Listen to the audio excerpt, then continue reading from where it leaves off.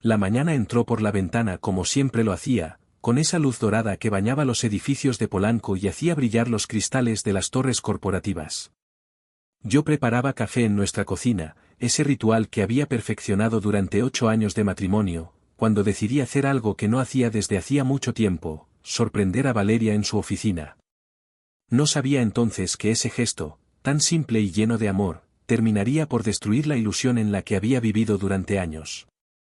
Mientras molía los granos de café y añadía el cardamomo que tanto le gustaba, pensaba en lo orgulloso que estaba de ella, de todo lo que había logrado. No imaginaba que en menos de una hora, un guardia de seguridad rompería mi mundo con una carcajada. Si estás escuchando esta historia, te invito a suscribirte al canal. Lo que sigue no es fácil de contar, pero necesito compartirlo. Tal vez alguien más pueda evitar el dolor que yo viví. Mi nombre es Ricardo Mendoza, tengo 37 años, y durante 8 años creí tener un matrimonio sólido. Conocí a Valeria cuando ambos trabajábamos en una empresa de consultoría. Ella era brillante, ambiciosa, con una determinación que me fascinaba. Yo era contador, metódico y tranquilo, el complemento perfecto para su energía incansable. Nos casamos después de 2 años de noviazgo, en una ceremonia pequeña en Cuernavaca, rodeados de amigos cercanos y familia. Los primeros años fueron buenos.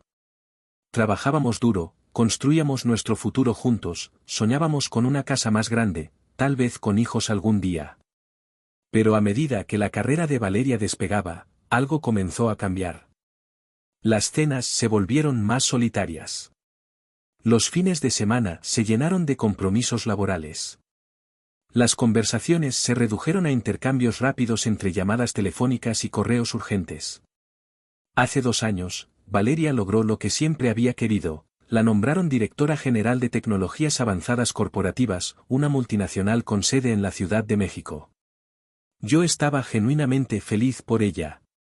La apoyé sin reservas, aunque eso significara verla menos, aunque nuestras vidas comenzaran a transcurrir en paralelo más que en conjunto.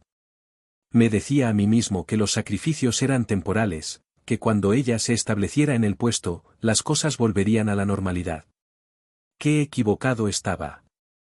Aquella mañana de martes, desperté con una sensación extraña, una mezcla de nostalgia y urgencia. Valeria ya se había ido. Decía que necesitaba llegar a la oficina antes de las 7:30 para dar el ejemplo, para demostrar su compromiso. Yo había aceptado esa explicación sin cuestionarla, como aceptaba todo lo demás. Pero ese día, algo en mí necesitaba reconectar con ella, recordarle que aún éramos un equipo, que nuestro amor seguía vivo a pesar de la distancia emocional que se había instalado entre nosotros. Preparé su café especial con cuidado, usando los granos que comprábamos en aquel mercado de Oaxaca, añadiendo el cardamomo en la proporción exacta que ella adoraba. Lo vertí en un termo elegante, de acero inoxidable, que habíamos comprado juntos en uno de nuestros últimos viajes. Me vestí con esmero, me arreglé el cabello, practiqué mentalmente la sorpresa. Sería simple. Llegaría, dejaría el café en su escritorio, le daría un beso, y me iría sin interrumpir su día. Un gesto pequeño que diría todo lo que las palabras ya no alcanzaban a expresar. El trayecto hasta la torre ejecutiva en Reforma fue tranquilo.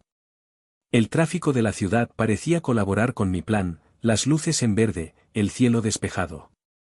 Estacioné en la zona de visitantes y caminé hacia el imponente edificio de cristal y acero que albergaba el imperio corporativo de mi esposa. El vestíbulo era impresionante, todo mármol y modernidad, con ejecutivos bien vestidos cruzando de un lado a otro con urgencia corporativa. Me acerqué hacia los torniquetes de acceso, sosteniendo el termo con ambas manos, cuando un guardia de seguridad se interpuso en mi camino. Era un hombre de unos 50 años, complexión robusta, uniforme impecable, con ese aire de autoridad contenida que tienen quienes llevan años vigilando los límites entre mundos. Me miró de arriba a abajo con ojos entrenados para detectar anomalías. El guardia me detuvo con un gesto firme pero cortés antes de que pudiera alcanzar el mostrador de recepción, diciendo: «Disculpe, señor, esta área es exclusiva para empleados con credencial autorizada». Sonreí con naturalidad, acostumbrado a estos protocolos de seguridad. Le expliqué con tranquilidad que era el esposo de la directora general, que solo quería subir un momento para entregarle algo personal. Esperaba que me pidiera una identificación, que hiciera una llamada de verificación, cualquier procedimiento estándar. Lo que no esperaba era su reacción. El hombre no solo sonrió. Se rió. Una carcajada real, profunda, que resonó en el vestíbulo de mármol y que hizo que varias personas voltearan a mirarnos. Fue el tipo de risa que se te escapa cuando escuchas algo genuinamente absurdo, cuando la realidad choca tan violentamente con lo que alguien acaba de decir que no puedes contener la reacción. El guardia se limpió una lágrima de la comisura del ojo mientras recuperaba la compostura, y me dijo con una mezcla de diversión y algo que casi parecía lástima: «Señor, trabajo en este edificio desde hace 3 años. Veo al esposo de la directora Valeria Solís entrar todos los días a las 7:30 de la mañana.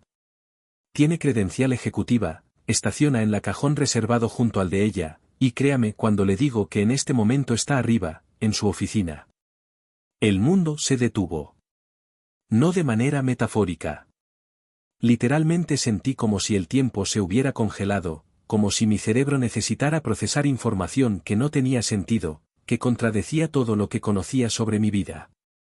El ruido del vestíbulo se volvió distante, amortiguado, como si estuviera bajo el agua. Mi mano apretó el termo con tanta fuerza que los nudillos se pusieron blancos. Intenté hablar, pero mi voz salió quebrada, apenas audible. Logré articular con dificultad, sintiendo como cada palabra pesaba como piedra. «¿Cómo que el esposo de ella?» «Yo soy su esposo». La transformación en el rostro del guardia fue instantánea. La diversión se evaporó, reemplazada por horror y comprensión. Sus ojos se abrieron, su postura cambió, y pude ver el momento exacto en que entendió la magnitud de lo que acababa de revelar.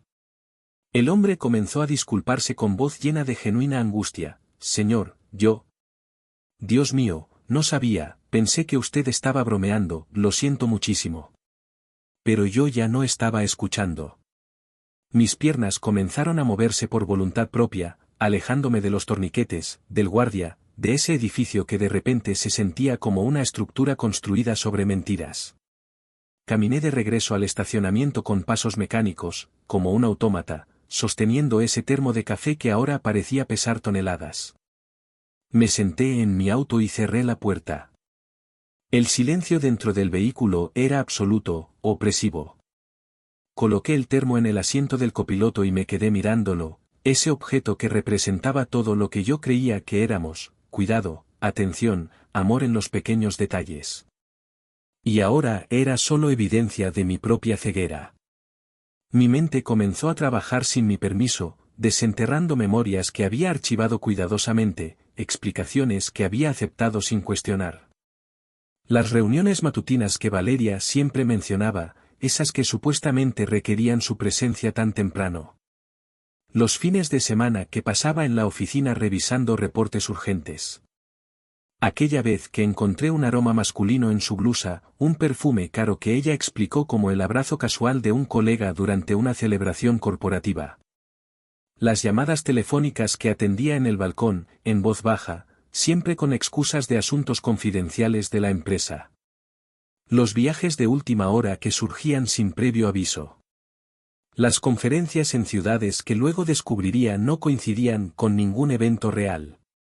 La forma en que comenzó a rechazar mis visitas al trabajo, siempre con razones que sonaban razonables: políticas de seguridad más estrictas, agenda imposible, reuniones confidenciales de directorio.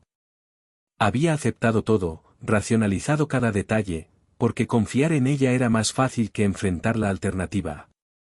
Sentado en ese estacionamiento, bajo el sol de la mañana que ahora parecía burlarse de mi ingenuidad, comencé a reconstruir la cronología. 2 años. Tenía que ser al menos 2 años, desde que Valeria asumió como directora general. Y el hombre que el guardia mencionaba, el que entraba cada mañana con credencial ejecutiva, solo podía ser una persona: Dante Herrera, el vicepresidente de operaciones. Lo había conocido brevemente en una fiesta corporativa el año anterior, uno de esos eventos obligatorios a los que Valeria finalmente me había permitido asistir. Dante era todo lo que yo no era: alto, atlético, carismático, con esa seguridad que viene del privilegio y el éxito. Tenía 42 años, había estudiado en universidades americanas, hablaba 3 idiomas. Recordaba haberlo visto junto a Valeria esa noche, la forma en que ella reía con sus comentarios, como sus ojos brillaban cuando él hablaba. En ese momento lo atribuía a admiración profesional, a la química de dos mentes brillantes que se entendían en el ámbito laboral. ¡Qué estúpido había sido! Conduje a casa en piloto automático, sin registrar conscientemente las calles, los semáforos, el tráfico. Llamé a mi trabajo diciendo que estaba enfermo, lo cual no era mentira.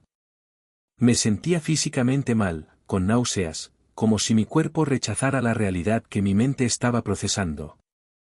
Me senté en la sala, en nuestro sillón de cuero, y pasé las siguientes horas mirando las paredes. Las fotografías de nuestra boda colgaban en la pared principal, Valeria y yo sonriendo bajo un arco de flores en los jardines de Cuernavaca, rodeados de amigos y familiares. Nuestro primer departamento, pequeño pero acogedor. El viaje a Machu Picchu donde casi lloramos juntos viendo el amanecer sobre las ruinas. Las cenas en pequeños restaurantes de la Condesa donde planeábamos nuestro futuro. Todo eso ahora parecía parte de una película que había visto pero nunca había vivido realmente. ¿Cuánto de nuestro matrimonio había sido real? ¿Había ella sentido algo genuino alguna vez, o yo había sido simplemente conveniente, una base estable mientras construía su imperio profesional? Las preguntas llegaban en oleadas, cada una más dolorosa que la anterior, y no había respuestas, solo el silencio ensordecedor de nuestro hogar vacío. Cuando Valeria llegó esa noche, alrededor de las 9, yo seguía en el mismo lugar. La escuché antes de verla, el sonido de su llave en la cerradura, sus tacones contra el piso de madera, el ruido familiar de su bolsa cayendo sobre el mueble de la entrada. Entró a la sala con esa energía que siempre traía del trabajo, diciendo con tono animado, «Amor. Perdón por llegar tarde, tuvimos una junta de último momento con los inversionistas de Monterrey». «¿Ya cenaste?» «Estoy muerta de hambre». No respondí. Solo seguí mirando la pared, incapaz de encontrar palabras para lo que sentía. Ella se detuvo, finalmente percibiendo que algo estaba mal. Pude sentir su mirada sobre mí, el cambio en su postura. Se acercó y se sentó a mi lado, tocando mi brazo con esa familiaridad de años compartidos, preguntando con genuina preocupación, «Oye, ¿estás bien? Te ves terrible. ¿Pasó algo en el trabajo?» La ironía de su pregunta casi me arranca una risa histérica. En cambio, respondí con voz plana, distante, tuve un día difícil. Solo necesito descansar. Valeria intentó profundizar, colocando su mano sobre la mía, diciendo con esa voz suave que usaba cuando intentaba consolarme, ¿quieres hablar de eso? Sabes que puedes contarme cualquier cosa. Las palabras se atascaron en mi garganta. Cualquier cosa menos la verdad, pensé.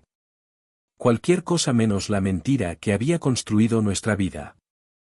Simplemente negué con la cabeza y me levanté, diciendo que me iba a dormir temprano. Esa noche, acostado junto a ella en nuestra cama matrimonial, escuché su respiración volverse lenta y profunda. Dormía tranquila, sin pesadillas, sin culpa aparente. Me quedé despierto durante horas, mirando el techo en la oscuridad, preguntándome cómo era posible. ¿Cómo podía alguien llevar una doble vida tan elaborada y aún encontrar paz en el sueño? ¿Era yo tan insignificante que engañarme no le causaba ningún remordimiento? Los siguientes 5 días transcurrieron en un estado de disociación extraño. Funcionaba en piloto automático, me levantaba, me duchaba, iba al trabajo, regresaba a casa. Hablaba con Valeria sobre trivialidades, respondía sus preguntas sobre mi día, asentía cuando ella compartía anécdotas de la oficina. Era como actuar en una obra de teatro donde solo yo sabía que todo era ficción. Ella no notó nada diferente. O tal vez lo notó y simplemente no le importó lo suficiente como para indagar. Esa indiferencia dolía tanto como la traición misma. Durante esos días, comencé mi investigación silenciosa. Una noche, mientras Valeria dormía, busqué a Dante Herrera en redes sociales. Su perfil de Facebook estaba lleno de fotografías cuidadosamente curadas, Dante con su esposa Elena, una mujer elegante de sonrisa perfecta. Sus 3 hijos, Santiago, de 14 años, María José, de 11, y el pequeño Emiliano, de 7. Vacaciones en Cancún, cenas familiares en Polanco, celebraciones de cumpleaños. La imagen perfecta de la familia mexicana exitosa. Otra mentira perfectamente construida. Revisé nuestra cuenta bancaria compartida, algo que rara vez hacía porque siempre había confiado en Valeria con las finanzas. Los registros contaban una historia que había estado ignorando. Cargos en Quintonil, Puyol, Sub 777, restaurantes exclusivos de la ciudad, en días que ella decía estar en reuniones de trabajo hasta tarde. Cobros de hoteles boutique en Valle de Bravo, San Miguel de Allende, Oaxaca, durante fines de semana que supuestamente pasaba en conferencias corporativas. Busqué esas conferencias. No existían. Las fechas no coincidían con ningún evento real. Había sido tan descuidada, o tal vez tan confiada en mi ceguera, que ni siquiera se había molestado en cubrir bien sus huellas. Todo había estado ahí, frente a mí, durante meses. Años, tal vez. Y yo había elegido no ver, porque ver significaba destruir la ilusión de estabilidad que me había aferrado a mantener. El domingo por la noche, una semana después del incidente en la recepción, tomé una decisión. No podía seguir viviendo en esa actuación, fingiendo normalidad mientras mi interior se desmoronaba. Necesitaba confrontar la verdad, no por venganza o drama, sino por dignidad. Por la simple necesidad humana de ser reconocido, de que mi dolor fuera real ante los ojos de quienes lo habían causado. El lunes en la mañana me desperté con una claridad extraña, casi zen. Valeria ya se había ido, siguiendo su rutina matutina que ahora entendía completamente. Me duché con calma, tomé mi tiempo preparando café, elegí mi ropa con cuidado. Me puse mi camisa azul, esa que Valeria siempre decía que resaltaba mis ojos. Quería verme bien, presentable, digno para lo que estaba a punto de hacer. Llegué al edificio a las 9 en punto. El mismo guardia de seguridad estaba en su puesto. Cuando me vio entrar, su rostro mostró reconocimiento inmediato seguido de algo que parecía compasión genuina. Se acercó a mí con cautela, comenzando a decir, «Señor, yo quería disculparme de nuevo por...». Levanté mi mano, interrumpiéndolo gentilmente, «No se preocupe. Usted solo me mostró la verdad. Necesito subir, por favor». Vaciló apenas un segundo antes de extenderme un pase de visitante. No dijo nada más, pero su mirada transmitía comprensión, tal vez incluso respeto. En el elevador, mientras los números de los pisos ascendían, mi corazón latía con un ritmo pesado pero constante. No estaba nervioso. No estaba furioso. Solo estaba cansado de vivir en una mentira. Las puertas se abrieron en el piso 14, el nivel ejecutivo. El pasillo era elegante, moderno, con obras de arte contemporáneo en las paredes y ese silencio característico de los espacios donde se toman decisiones importantes. Caminé directamente hacia el área de la oficina de Valeria. Su asistente, Sofía, levantó la vista de su computadora con sorpresa evidente. Era una mujer joven, eficiente, que siempre había sido cordial conmigo en las pocas ocasiones que nos habíamos visto. Se puso de pie rápidamente, diciendo con nerviosismo profesional, «Señor Mendoza. Qué sorpresa verlo por aquí». La directora Valeria no mencionó que vendría hoy. «Déjeme avisarle que...». La interrumpí con suavidad pero firmeza, «No es necesario, Sofía. Sé que está ocupada». Antes de que pudiera protestar, caminé hacia la puerta de madera oscura con la placa que decía Valeria Solís, directora general, y la abrí sin tocar. La escena que encontré quedó grabada en mi memoria con claridad fotográfica. Estaban de pie junto a la ventana panorámica que ofrecía una vista espectacular del Paseo de la Reforma. No se tocaban, técnicamente. No había un abrazo o un beso que pudiera señalar como evidencia irrefutable. Pero la proximidad era inconfundible, la intimidad de su lenguaje corporal gritaba lo que las palabras no necesitaban decir. Dante tenía una mano apoyada en el cristal, inclinado ligeramente hacia Valeria. Ella sostenía una carpeta contra su pecho, sonriendo con esa expresión suave que alguna vez había sido solo para mí. Había algo en la forma en que ocupaban ese espacio juntos, una comodidad, una familiaridad que solo viene del tiempo compartido en privado. Cuando la puerta se abrió, ambos se volvieron simultáneamente. Vi el shock cruzar el rostro de Valeria, seguido inmediatamente por pánico mal disimulado. Dante dio un paso atrás instintivamente, su lenguaje corporal cambiando de relajado a defensivo en una fracción de segundo. Valeria dejó caer la carpeta sobre su escritorio con un golpe seco, diciendo con voz demasiado aguda, forzadamente casual, «Ricardo. ¿Qué estás haciendo aquí? No me dijiste que vendrías». No respondí de inmediato. Los observé en silencio, memorizando cada detalle, la forma en que Dante ajustaba su corbata nerviosamente, como Valeria alisaba su falda con manos temblorosas, el rubor subiendo por su cuello. Quería grabar este momento, la primera vez que veía la verdad sin filtros ni explicaciones. Finalmente, hablé con una calma que incluso a mí me sorprendió, se ven muy cómodos juntos. Valeria intentó una risa que salió artificial, forzada, comenzando a decir, estábamos revisando los números del trimestre. Dante es el vicepresidente, trabajamos muy de cerca en... La interrumpí con suavidad pero firmeza, no hagas eso. Por favor, no me insultes pretendiendo que soy estúpido. El silencio que siguió fue absoluto. Pude ver las ruedas girando en la cabeza de Valeria, buscando una explicación, una salida, cualquier narrativa que pudiera reparar lo que acababa de romperse. Dante estaba pálido, congelado, como un animal atrapado en faros de auto. Continué con esa misma voz controlada que ocultaba el huracán interno, vine aquí hace una semana. Quería sorprenderte con tu café favorito, ese con cardamomo que tanto te gusta. ¿Recuerdas? Solías decir que nadie lo preparaba como yo. Vi a Valeria tragar saliva, su compostura profesional agrietándose visiblemente. Seguí hablando, cada palabra medida, precisa, el guardia de seguridad se rió de mí cuando le dije que era tu esposo. Me explicó que veía a tu esposo llegar todos los días a las 7:30 de la mañana. Credencial ejecutiva. Cajón de estacionamiento reservado. Señalé a Dante sin mirarlo directamente, imagino que hablaba de él.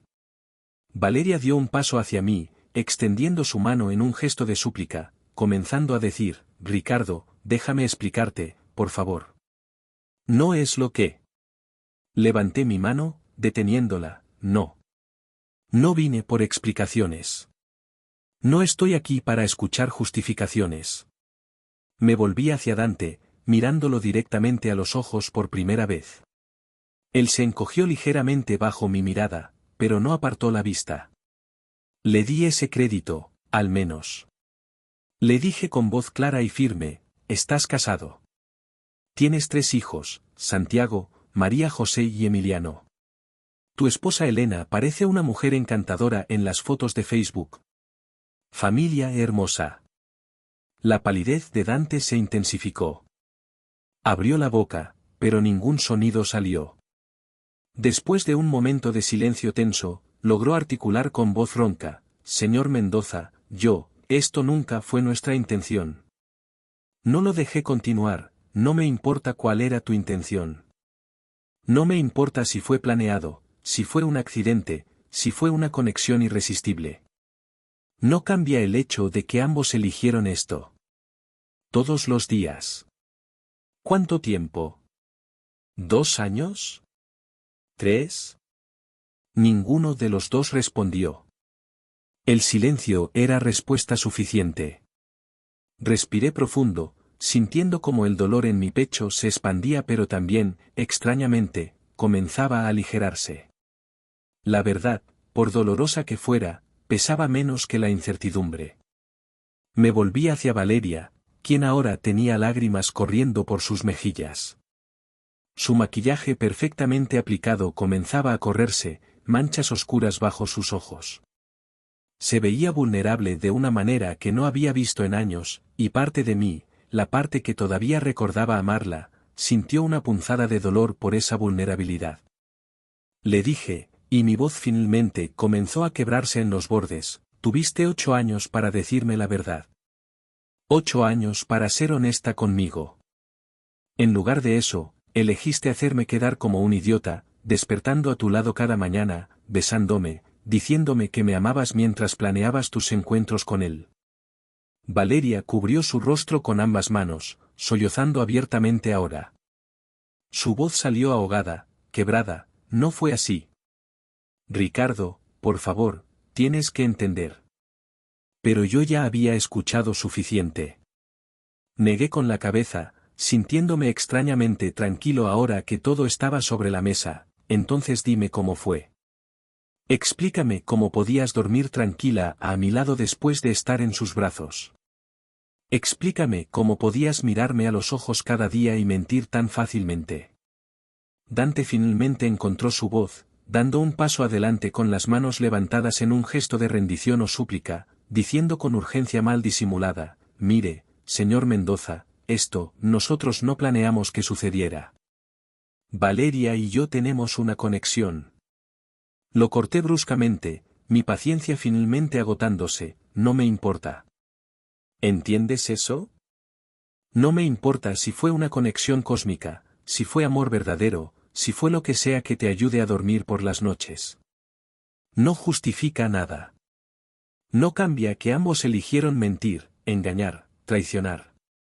Me acerqué a la ventana, mirando la ciudad que se extendía bajo nosotros. Desde esa altura, todo parecía pequeño, manejable.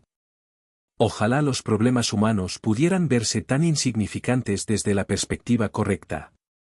Hablé sin voltear, mi reflejo en el vidrio mostrando a un hombre que ya no reconocía completamente. No vine aquí para hacer una escena.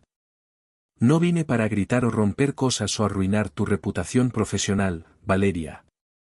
Aunque Dios sabe que lo merecerías. Me volví para enfrentarlos a ambos una última vez. Vine para mirarte a los ojos y decirte que sé. Que siempre sabré. Y que tendrás que vivir con eso. El silencio era denso, cargado de años de mentiras colapsando sobre sí mismas. Valeria lloraba en silencio ahora, su compostura completamente destruida. Dante miraba al suelo, las manos en los bolsillos, derrotado. Continué, cada palabra elegida cuidadosamente: mis abogados se pondrán en contacto esta semana. Quiero el divorcio lo más rápido posible. Puedes quedarte con todo, la casa, los muebles, el auto. No quiero nada que me recuerde esta farsa. Valeria extendió su mano hacia mí, su voz rota por el llanto, suplicando: Ricardo, por favor, no hagas esto. Podemos hablar, podemos ir a terapia. Todavía te amo, te lo juro. Sus palabras me golpearon con la fuerza de un insulto. Negué con la cabeza, sintiendo como la última hebra de afecto se rompía dentro de mí. No sabes lo que es el amor, Valeria. El amor no miente. El amor no traiciona. El amor no hace lo que tú hiciste. Me dirigí a la puerta, pero me detuve con la mano en la manija. Sin voltear, dije mi última pieza: y en cuanto a ti, Herrera, tu esposa merece saber la verdad. No voy a decírselo yo, no es mi lugar. Pero eventualmente, ella lo descubrirá. Siempre lo hacen. Y cuando eso pase, espero que valga la pena lo que van a perder. Salí de esa oficina con la espalda recta, pasando junto a Sofía, quien fingía estar ocupada en su escritorio pero cuyos ojos rojos revelaban que había escuchado todo. Caminé por el pasillo ejecutivo donde algunas puertas se habían abierto ligeramente, ejecutivos curiosos asomándose al drama. No me importó. Que vieran. Que supieran. En el elevador, finalmente permití que mis manos temblaran. Apoyé mi frente contra la pared fría de metal, respirando profundamente, tratando de procesar todo lo que acababa de suceder.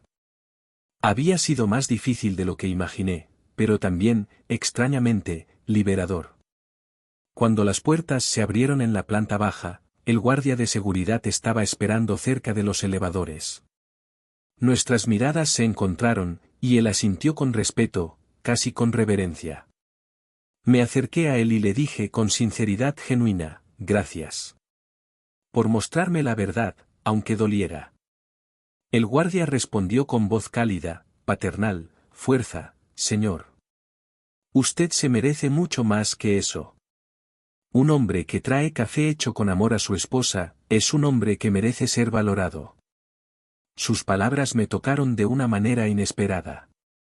Asentí, incapaz de confiar en mi voz, y salí del edificio hacia el estacionamiento. Dentro de mi auto, en la privacidad del espacio cerrado, finalmente permití que el dolor saliera completamente. Lloré. No lágrimas silenciosas y dignas, sino sollozos profundos que sacudían mi cuerpo entero. Lloré por los 8 años que había perdido. Lloré por el hombre ingenuo que había sido esa mañana con un termo de café. Lloré por el futuro que nunca existiría. Lloré por la versión de Valeria que amaba, que tal vez nunca había sido real. No sé cuánto tiempo pasé ahí sentado. Eventualmente, las lágrimas se agotaron, dejándome vacío pero también, de alguna manera, más ligero. Encendí el motor y conduje a casa, sabiendo que sería una de las últimas veces que la llamaría así. Las siguientes semanas fueron un torbellino burocrático y emocional. Contraté a Mónica Gutiérrez, una abogada especializada en divorcios que me había recomendado un colega. Era una mujer de 50 años, directa pero compasiva, que no endulzó la realidad pero también se aseguró de que yo entendiera mis derechos. Valeria intentó contactarme incansablemente. Llamadas, mensajes de texto, correos electrónicos. Al principio intentaba explicaciones, luego súplicas, finalmente amenazas legales sobre la división de bienes. Bloqueé su número después de la primera semana. No había nada que ella pudiera decir que cambiara lo fundamental, había elegido a otro hombre sobre nuestro matrimonio, y esa elección era irrevocable. Me mudé a un departamento temporal en la Roma Norte, un espacio pequeño pero luminoso que alquilé amueblado. No quería nada de la casa que habíamos compartido. Mónica me advirtió que estaba siendo financieramente imprudente, que tenía derecho a la mitad de todo. Pero no me importaba. No quería llevar nada de esa vida a mi nueva realidad. La historia se filtró en la empresa, como inevitablemente sucede con estos escándalos. Supe por conocidos mutuos que Dante Herrera fue forzado a renunciar debido a conflictos de interés y violaciones al Código de Ética Corporativa. Aparentemente, la junta directiva consideró que una relación entre la directora general y el vicepresidente comprometía la integridad de las decisiones empresariales. También me enteré de que Elena, la esposa de Dante, descubrió la verdad. No sé si él finalmente se lo confesó o si alguien más le informó, pero el resultado fue el mismo. Presentó demanda de divorcio 2 semanas después de mi confrontación en la oficina. Los 3 hijos quedaron bajo su custodia. Dante se mudó a un departamento de soltero en Santa Fe, su vida familiar perfecta destruida por sus propias decisiones. No sentí satisfacción al escuchar estas noticias. No había victoria en la destrucción, solo el reconocimiento triste de que las acciones tienen consecuencias, que las mentiras eventualmente colapsan bajo su propio peso. 4 vidas adultas arruinadas, 3 niños que ahora crecerían en un hogar roto, ¿todo por qué? Por pasión. Por egoísmo. Por la incapacidad de ser honestos antes de que fuera demasiado tarde. Valeria mantuvo su posición como directora general, pero su reputación quedó permanentemente manchada. En un mundo corporativo donde la imagen lo es todo, ser conocida como la mujer que engañó a su esposo con su subordinado directo era una marca difícil de borrar. Escuché rumores de que algunos clientes importantes comenzaron a cuestionar su juicio, que inversionistas expresaron preocupaciones sobre su carácter. El divorcio se finalizó 4 meses después. Fue más rápido de lo usual porque yo no disputé nada. Firmé los papeles en la oficina de Mónica un jueves por la tarde, con lluvia golpeando las ventanas. La casa, el auto, las cuentas compartidas, todo quedó para Valeria. Solo pedí una cosa, las fotografías de mis padres que habían fallecido años atrás, y algunos libros que eran míos desde antes del matrimonio. Comencé terapia 2 veces por semana con el Dr. Ramírez, un psicólogo especializado en trauma y duelo. Las primeras sesiones fueron brutales, desenterrando capas de dolor que ni siquiera sabía que existían.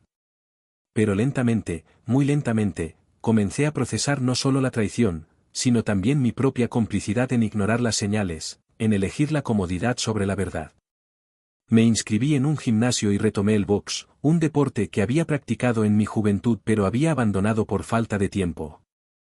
Golpear el saco de arena se convirtió en una forma de catarsis física, una manera de sacar la rabia y frustración de mi cuerpo antes de que me consumieran. Reconecté con amigos que había descuidado durante los años de matrimonio, personas que habían estado ahí todo el tiempo pero a quienes había relegado porque Valeria siempre tenía prioridad. Salíamos a cenar, íbamos a bares a ver fútbol, conversábamos hasta tarde sobre la vida, sobre errores y lecciones. Redescubrí que podía disfrutar la compañía humana sin el peso constante de la decepción. Retomé la fotografía, una pasión que había abandonado años atrás. Compré una cámara usada y comencé a caminar por la ciudad los fines de semana, capturando momentos de vida urbana, vendedores ambulantes en el metro, parejas de ancianos tomadas de la mano en el parque, niños jugando fútbol en calles cerradas. Había algo sanador en observar la vida continuar, en recordar que mi dolor personal era solo una pequeña historia en una ciudad de millones de narrativas simultáneas. Los primeros meses fueron los más difíciles. Había momentos en que despertaba en mi nuevo departamento, desorientado, buscando automáticamente el cuerpo de Valeria junto al mío antes de recordar que esa realidad ya no existía. Había noches en que la soledad se sentía como un peso físico sobre mi pecho, aplastante e inescapable. Pero también había momentos de claridad inesperada. Una tarde, sentado en un café en la Condesa, observando a las personas pasar, me di cuenta de que por primera vez en años no estaba preocupado por la agenda de alguien más. No estaba esperando una llamada apresurada cancelando planes. No estaba calculando cómo acomodar mi vida alrededor de las necesidades de otra persona. Simplemente estaba presente, en mi propio tiempo, en mi propio espacio. Esa libertad era aterradora y liberadora en igual medida. Durante ese primer año, Valeria intentó verme en 3 ocasiones. La primera vez apareció en mi trabajo, esperándome en el estacionamiento. Me vio salir y caminó hacia mí con esa determinación que alguna vez había admirado. Traía un vestido que yo le había regalado en nuestro 5º aniversario, y llevaba el cabello suelto de la manera que sabía que me gustaba. Se detuvo frente a mí, bloqueando mi camino, y dijo con voz cargada de emoción contenida: «Ricardo, por favor. Solo dame 5 minutos. Necesito que entiendas lo que pasó, necesito explicarte». La interrumpí con calma, sin rabia, solo con cansancio profundo: «No hay nada que explicar, Valeria. Entiendo perfectamente lo que pasó. Tomaste decisiones, yo tomé las mías. Ahora necesito que respetes mi espacio y me dejes seguir adelante». Sus ojos se llenaron de lágrimas, su voz quebrándose mientras insistía: «Cometí un error terrible. Te extraño cada día. La casa está vacía sin ti. Podemos empezar de nuevo, podemos». Negué con la cabeza, sintiendo una tristeza profunda pero también una certeza inquebrantable: «No puedes extrañar algo que nunca valoraste cuando lo tenías. Y yo no puedo volver a ser esa persona que se conformaba con migajas de atención». «Lo siento, Valeria. De verdad lo siento. Pero esto terminó». Caminé alrededor de ella hacia mi auto. La escuché sollozar detrás de mí, pero no me volteé. No por crueldad, sino por supervivencia.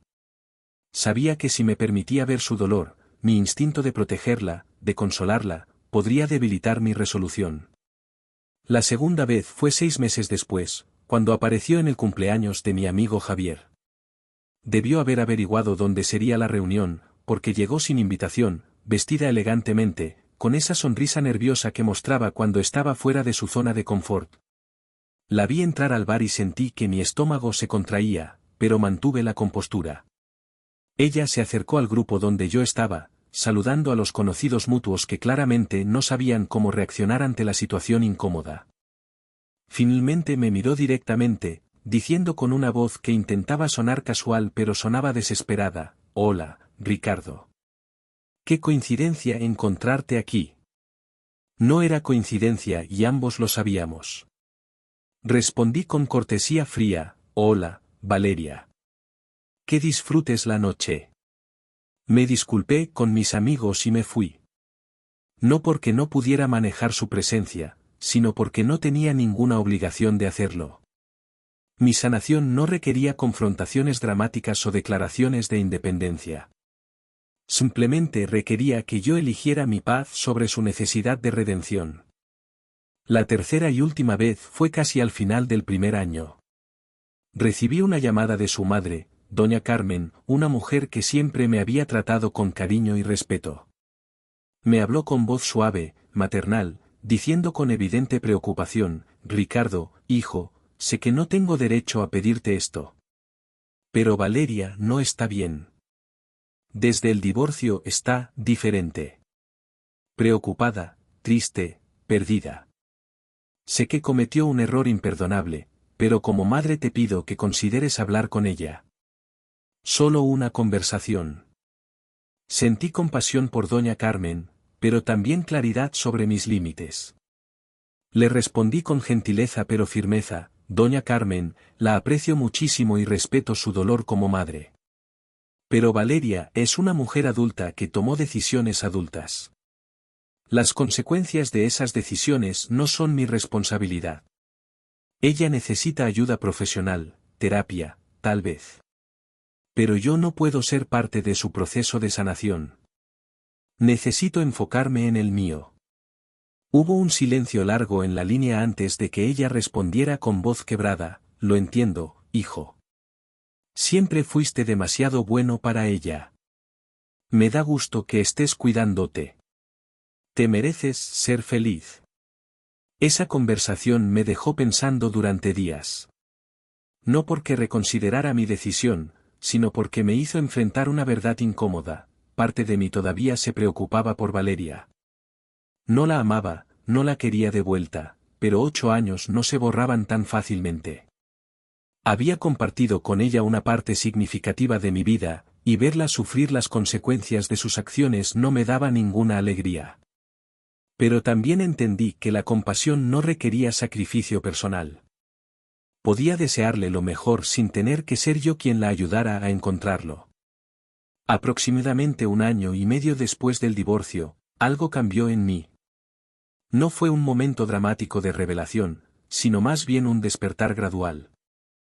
Me di cuenta una mañana, preparando café en mi pequeña cocina, que había pasado toda una semana sin pensar en Valeria. Que había dormido bien, sin pesadillas. Que había reído genuinamente con amigos sin ese peso constante en el pecho. La herida no había desaparecido, pero había comenzado a cicatrizar. Ya no era una llaga abierta que sangraba con cada memoria, sino una cicatriz que formaba parte de mi historia sin definirla completamente. Empecé a salir con mujeres de nuevo, casualmente al principio. Nada serio, solo cenas o cafés, aprendiendo a confiar otra vez en pequeñas dosis.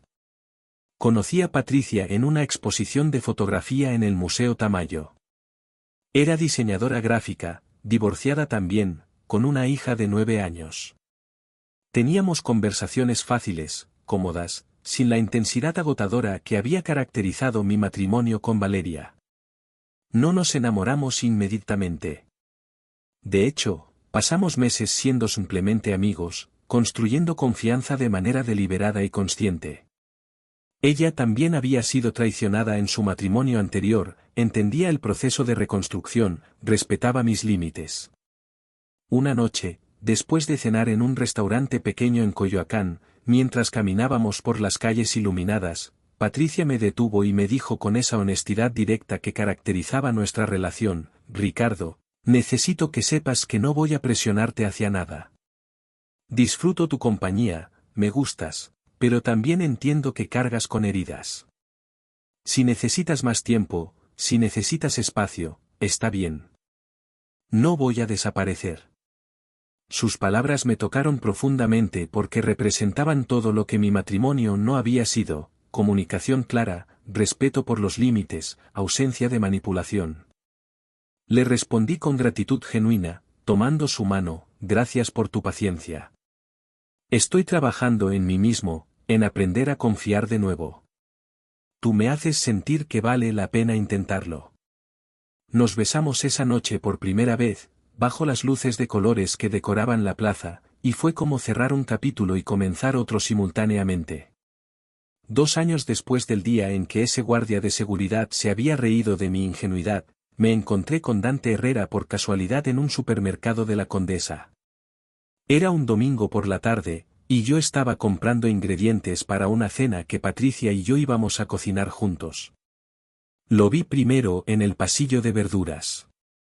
Se veía notablemente envejecido, con canas que no recordaba, arrugas profundas alrededor de sus ojos, una postura encorvada que hablaba de derrotas acumuladas. Llevaba una canasta pequeña con artículos básicos, pan, leche, huevos. La imagen de un hombre viviendo solo. Nuestras miradas se encontraron. Vi el reconocimiento instantáneo en sus ojos, seguido de algo que parecía vergüenza mezclada con miedo.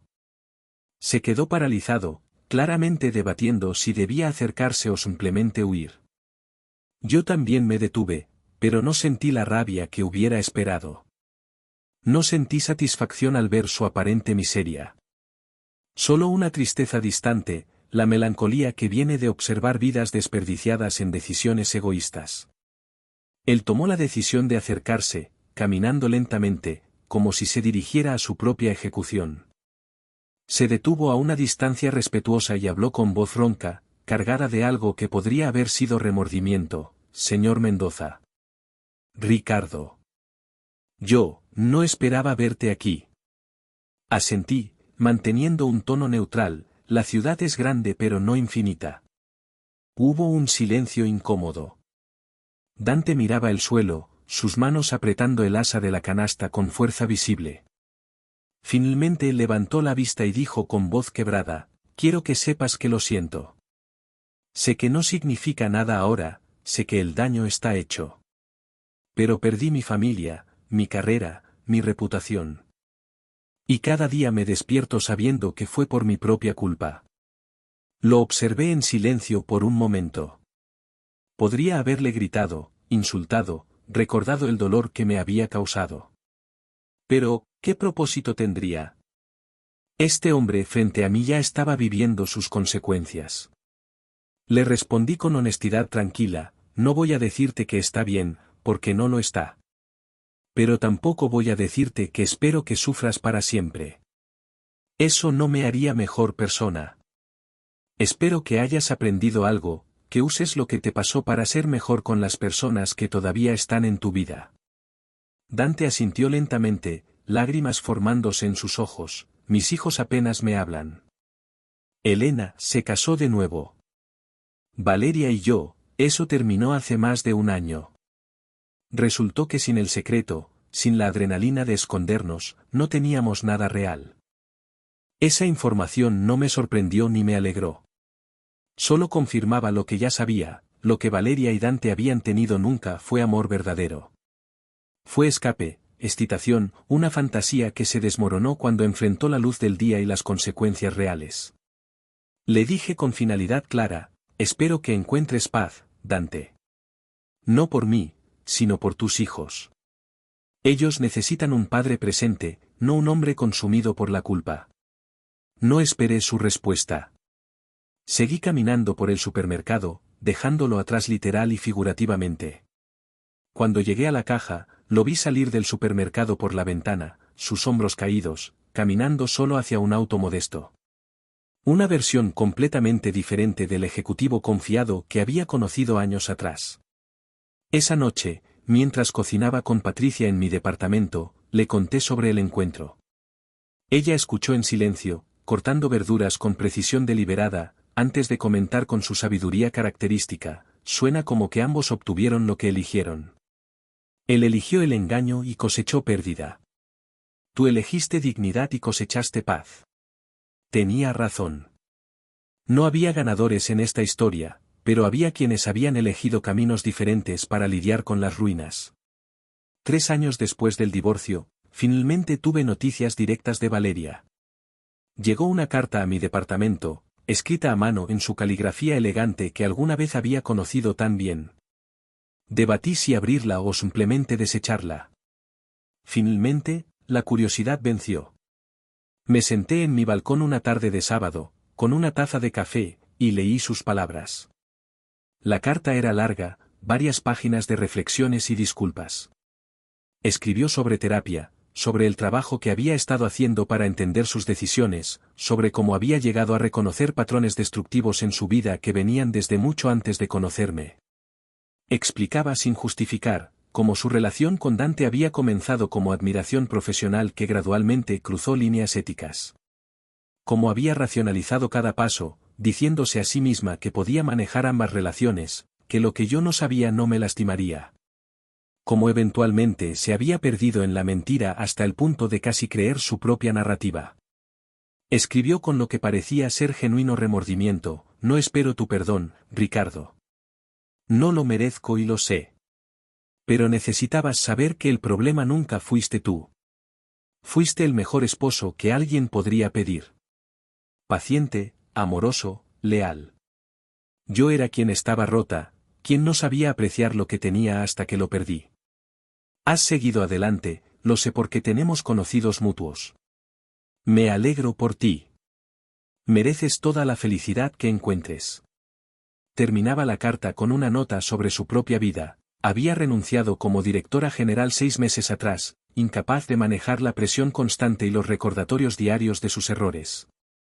Ahora trabajaba como consultora independiente, un trabajo menos prestigioso pero menos público. Había cortado todo contacto con Dante. Estaba soltera, y en sus palabras, aprendiendo a estar bien consigo misma antes de intentar estar con alguien más. Leí la carta completa 2 veces, dejando que las palabras penetraran. Sentí muchas cosas: tristeza por los años perdidos, alivio de que ese capítulo estaba verdaderamente cerrado, incluso una pizca de orgullo de que ambos estuviéramos haciendo el trabajo de crecer a partir del dolor. Pero lo que no sentí fue el deseo de responder, de reconectar, de ofrecer amistad o perdón formal. Algunas heridas sanan mejor en silencio, sin la necesidad de ceremonias de cierre. Doblé la carta cuidadosamente y la guardé en una caja en el fondo de mi closet, junto con las últimas fotografías de nuestro matrimonio que no había tenido corazón para destruir. No por nostalgia, sino como recordatorio de las lecciones aprendidas, del costo real de la deshonestidad, de la importancia de la integridad incluso cuando duele. Hoy, casi 4 años después de ese martes que cambió mi vida, me despierto en un departamento que Patricia y yo alquilamos juntos hace 6 meses. Es un paso grande para ambos, cargados como estamos con historias de traición y divorcios dolorosos. Pero lo dimos juntos, con comunicación abierta, con expectativas claras, con el compromiso mutuo de ser honestos incluso cuando la verdad sea incómoda. Su hija, Sofía, viene a quedarse los fines de semana. Al principio fue difícil, navegar la dinámica de una familia reconstruida, encontrar mi lugar en su vida sin intentar reemplazar a su padre. Pero lentamente hemos construido nuestra propia relación, basada en respeto mutuo y afecto genuino. Aún preparo café cada mañana, pero ahora lo hago para 2 personas. Patricia lo bebe con canela en lugar de cardamomo, y ese pequeño detalle se siente simbólico: mismo ritual, diferente persona, nueva vida. Todavía hago terapia, aunque menos frecuentemente ahora. El doctor Ramírez me ayudó a entender que la traición de Valeria no me definía, que mi valor como persona no dependía de las decisiones de otra persona. Me enseñó que perdonar no significa olvidar o reconciliar, sino soltar la rabia que solo me lastimaba a mí mismo. He aprendido a reconocer señales de alerta en relaciones, pero también a no dejar que el miedo me paralice. Patricia y yo tenemos un código: si algo nos molesta, lo hablamos esa misma noche, sin importar qué tan incómodo sea. Sin secretos, sin resentimientos acumulados, sin mentiras por omisión. No es perfecto. Tenemos desacuerdos, momentos de frustración, días difíciles. Pero hay una diferencia fundamental: elegimos trabajar juntos en los problemas en lugar de escondernos de ellos. Elegimos honestidad brutal sobre comodidad falsa. A veces, cuando camino por Reforma y paso frente al edificio donde Valeria trabajaba, siento una punzada de memoria. No de dolor agudo, sino de melancolía suave, como cuando recuerdas un sueño al despertar, presente pero intangible, real pero ya pasado. Nunca he vuelto a ver a Valeria en persona después de esa confrontación en su oficina. Ocasionalmente escucho sobre ella a través de conocidos mutuos, que está bien, que su negocio de consultoría va decente, que está saliendo con alguien nuevo. Me alegro abstractamente por ella, de la manera en que te alegras por un extraño que escuchas tuvo un día bueno. El guardia de seguridad que sin querer detonó mi despertar se jubiló el año pasado. Me enteré por coincidencia y le envié una carta de agradecimiento. Nunca supe si la recibió, pero necesitaba expresar mi gratitud a ese hombre que, con una carcajada involuntaria, me salvó de desperdiciar más años de mi vida en una ilusión. Reflexiono a menudo sobre esa versión de mí mismo que entró a ese edificio con un termo de café, lleno de amor ingenuo e ilusiones intactas. Siento ternura por ese hombre, por su vulnerabilidad, por su capacidad de amar sin reservas. Pero también reconozco que necesitaba romperse para poder reconstruirse más fuerte, más consciente, más completo. La traición no me hizo cínico. Me hizo cauteloso, pero también más apreciativo. Ahora valoro la honestidad de Patricia de maneras que nunca hubiera podido antes. Cuando ella me dice que me ama, lo creo completamente porque he visto su disposición constante de ser vulnerable, de admitir errores, de elegir transparencia incluso cuando es difícil. He aprendido que el amor verdadero no es ciego, es clarividente. Ve los defectos y los acepta. Ve las dificultades y las enfrenta. Ve la tentación y la rechaza, no por obligación sino por elección consciente de algo más valioso. Esta noche, preparando la cena mientras Patricia ayuda a Sofía con su tarea de matemáticas en la mesa del comedor, me detengo un momento para absorber la escena. El sonido de sus voces, la luz cálida de las lámparas, el aroma del ajo dorándose en aceite de oliva. Estos momentos simples, auténticos, presentes, son lo que construye una vida real.